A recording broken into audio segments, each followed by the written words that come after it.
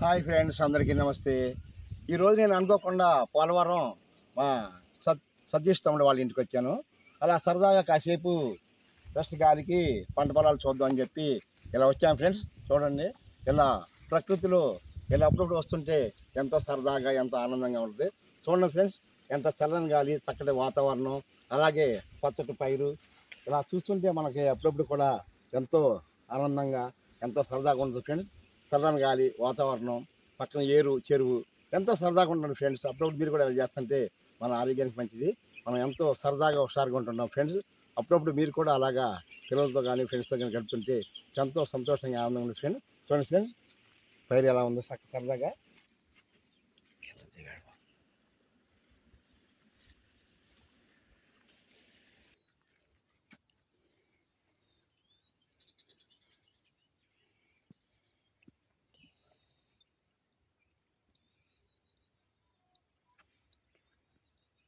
Hi friends, చూసారా, ఇది చేపల చెరువు. చాలా చక్కగా ఈ చేపలు పెంచుతారని ఈ చెరువులో చేపలు చాలా టేస్టీగా ఉంటాయి, బాగుంటుంది, ఎంతో రుచిగా ఉంటుంది. అలాగే ప్రకృతిలో ఈ చేపల చెరువు కూడా ఒక భాగం. ఇది కూడా చూడండి, అలా వాటరు, అలాగే రబ్బర్ చెట్లు, ఇవన్నీ కూడా ఇది ఒక అందంగా ఉంటుంది.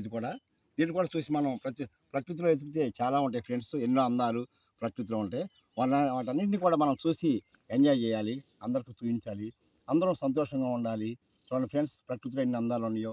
అప్పుడప్పుడు కూడా మనం ఖాళీగా ఉన్నప్పుడు అలా బయటికి వెళ్తుంటే ఎంతో సరదాగా ఉంటుంది ఫ్రెండ్స్. చూడండి ఫ్రెండ్స్, ఎంత బాగుందో.